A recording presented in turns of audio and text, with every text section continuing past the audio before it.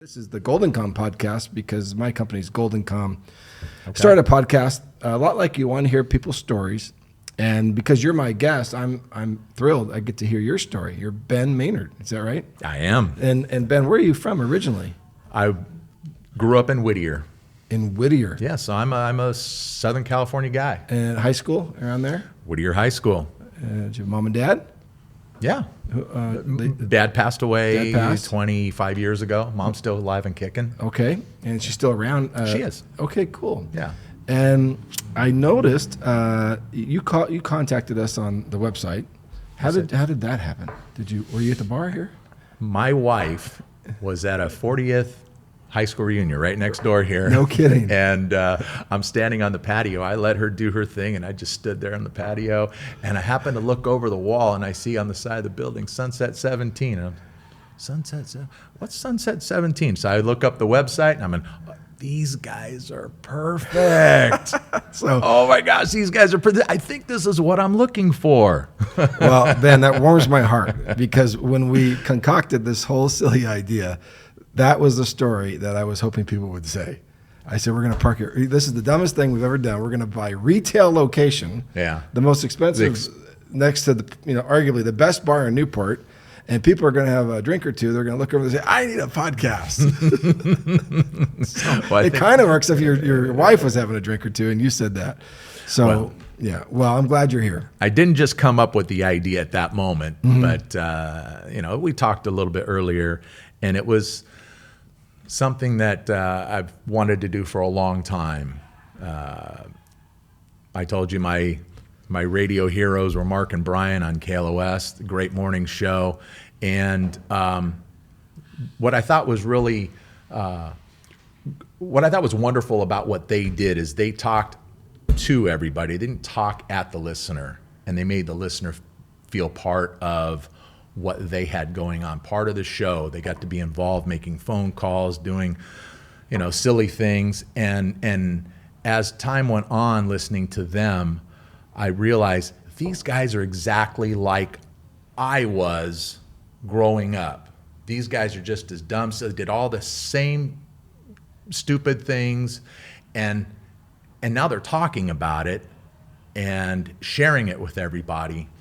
And I thought, this would be something that I could do. And this was many years ago, but there was no way to broadcast. The beauty in the podcast world is that anybody can do it. The bad part about podcasting is anybody can do it. Kind of like making music, Yeah. Anyone can do it, and it's good and bad. Yeah. Well, speaking of making music, I know you like music. I do. Do you make music? I can't play a note to save my life. I have guitars hanging in my attic. Don't know how to play them. I do admire it very much, and it's just been something that it hits me right here. When something's good, it hits me right here, and that's been from a very, very young age. If you don't mind me sharing a little story, my mother had the 45 of the Beatles' Let It Be. And back in the 60s and 70s, the stereo was an actual piece of furniture, probably weighed about 250, 300 pounds. And so she would put that 45 on, and I remember her sitting on the floor in front of her typewriter. She put it on, and as the song played, she typed out the lyrics to that song on goldenrod paper. Is that right? I remember that. And I think that's where my love of music began, was right then and there. And I used to take that sheet of goldenrod paper and put that 45 on time and time and time again and sing along to that song. And it's probably just like any kid. Most of us want to either be athletes or musicians. I've been a little bit of both. Never a musician. A little bit of an athlete, but certainly an admirer of music. And I think from that day forward, I just really fell in love with music, and I liked the exposure growing up to top 40 radio, especially in my high school years. Got to listen to a little bit of everything. And I still like that to this day. I love it. I'm a rock and hard rock guy to my core, but I certainly appreciate my old school country music artists and my, new wave and pop and especially disco. I love disco. Well, you've got a knack for storytelling, and I'll tell you that because I can see your mom typing to the 45. Like I can. So that you've done a good job telling the story. The pace at which you talk is really professional. Oh. It's really well done. So you've had some thought on how you're going to pace your words, even if you get a little nervous, or this is not that you're nervous doing this, but it's new. Sure. But your pace is good. Your storytelling is good. So the things that influence you come right out. You probably didn't think about telling that story. I didn't. Yeah, so that's good. Your recall is good. So you've got the right recipe. Oh, I appreciate that. That doesn't Thank mean you. you're going to be Joe Rogan, but you have the recipe, right? Tell me this: some of the influential bands as you are a young man at Whittier High School. What was the first concert you went to without your parents? The first concert I went to, period, Okay. was November 1979 at the Forum, what was it? The Fabulous Forum in Inglewood, and I saw Kiss on their Dynasty tour. That's the bag you brought in. Oh, Are you sure that you're not confusing that with the bag that you have brought to the party here? No. Are you sure? I'm positive. Okay, so tell me. Yeah, it was my first. It was my first concert. I went with Patrick Sorelli and his dad. His dad took us, and I remember. Who's Patrick Sorelli? Patrick Sorelli was a childhood friend, and aside from me, probably the biggest Kiss geek at that time. Where did Patrick live? In Whittier. Are there other Sorellis around? I don't know. Not sure. And the only thing I know about Patrick is he lives in the UK somewhere. That's about all I know. But when we were in 7th, 8th grade, I remember just being that Kiss geek and trying to absorb everything about the band. There was all that mystery at the time. Nobody knew what they looked like without their makeup. There was just there was a little bit of danger to it. Mm-hmm. How did you get there?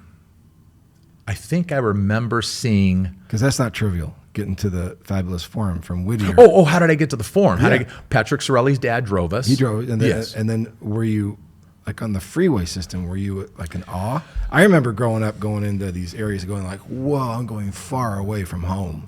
I wasn't so much because as a young kid, I was used to being in the car with my parents driving.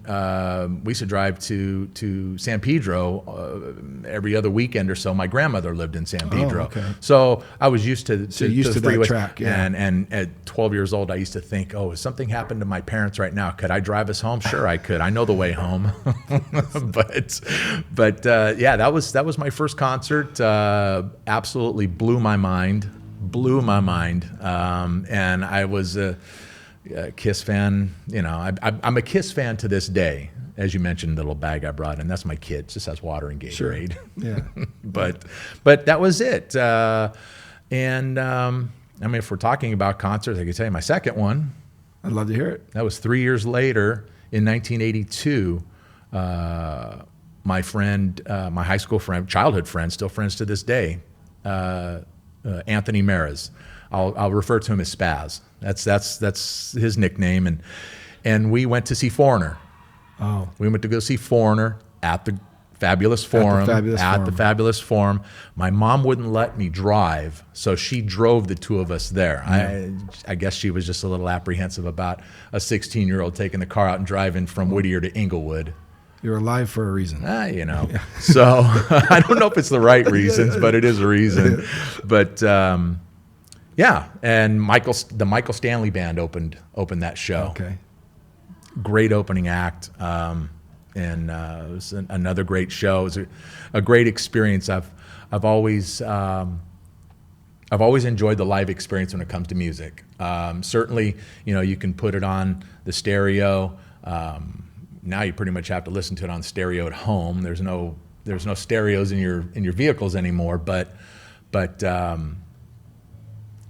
it can hit you right here. But there's something about a live show, and when a band is on fire that night, it really, really does something to you. It just, it just moves within you. And it doesn't matter what the genre of music is, but obviously if you enjoy a particular genre of it, it's going to hit you the way it should. Yeah. All right. Well, let's call your daughter. Oh. Because part of this, what we're doing here is we're simulating different ways of communicating with people. I told her, pick so, up. There she is. There she is. Right. Her name's Tess. Tess, yeah. Got it. Yeah. Well, hello, young lady. Hey, you're on live. Oh. Yes. Oh, hi. What's going on? Yeah, you're on the air. So say hello to Jason here. Hi, Jason. How's it going? Hi, Tess. Are you working from home? Sadly. Okay. Great. Hey, Tess, have you ever met Spaz? Spaz? You know you have. Do you know, what's Spaz's real name? Anthony. Oh, I have met Spaz. I just wasn't sure if you were saying his name. So I just got out of your dad when him and Spaz went and saw Foreigner at the Fabulous Forum in Inglewood. It was a pretty good story. We'll show you the tape later. I think you'll like it. I hope you like it anyway. I'd love to hear about it. Yeah. So tell us a little bit about work. It's moving pretty slow today. I was traveling last week, so I've just been catching up on a lot of different things, but I'm happy that it's Friday. Almost done for the day, thankfully. And we're going to lunch after this, aren't we? And we're going to lunch. Yeah, I'm definitely nice. looking forward to that. And I think we're going to go right here next door to the Wild Goose. Why not? The Wild Goose has a great menu. They do a good job. Do. Hey, Tess, did that Clorox incident help your guys' business? I'm actually not too familiar with the Clorox incident. I know that we've been dealing with some claims for that. I just haven't personally been on any of them. But industry-wide, yes. All right. Well, your dad told me a little bit about you. Congratulations. Sounds like you've got a nice career. And I enjoyed talking to your dad. We'll let you go now. This was just an example of what it's like to pipe somebody in from the phone call. Okay, awesome. Awesome. Yeah. All right. Thanks for having me on. Have a good one. All right. We'll talk to you soon then. Okay. Thanks, bye-bye. Tess. Bye now. Well, she did her job. Yeah, she did. She did. I thought about who would I have come on.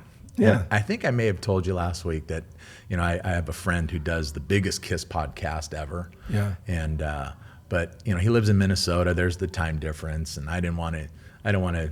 I know he would do it in a second. He's just that kind of a guy, but I didn't want to get with him. So We can do a real one. I thought that was sweet. I mean, Yeah. I mean, we have a lot of people here that I got my mom in here, and it's magic, because even this show, which we're about ready to wrap up, Yes. you're gonna like this show. You are. You're gonna like it. You're gonna show it to Paul in England. You're gonna run him down. You are. You're gonna say, hey, listen, Sorelli, Yeah. watch this and Yeah. tell me what happens at 8 minutes or whatever it is. Right. And it's going to connect you, and the podcast is a connector, and I can see you're a connector of people. I appreciate you saying that. Thank you. I think you've got a bright future, and I'm thrilled we met. I'm glad we met too. I'm glad I looked over the wall right here at Wild Goose. So thank you. I appreciate your time. Well, I'll get a full report from you how the lunch was. I give it high marks. All right. They did a Sounds good good. job. Sounds good. Thanks, Ben, for coming. Hey, thanks for having me. You got it. All right.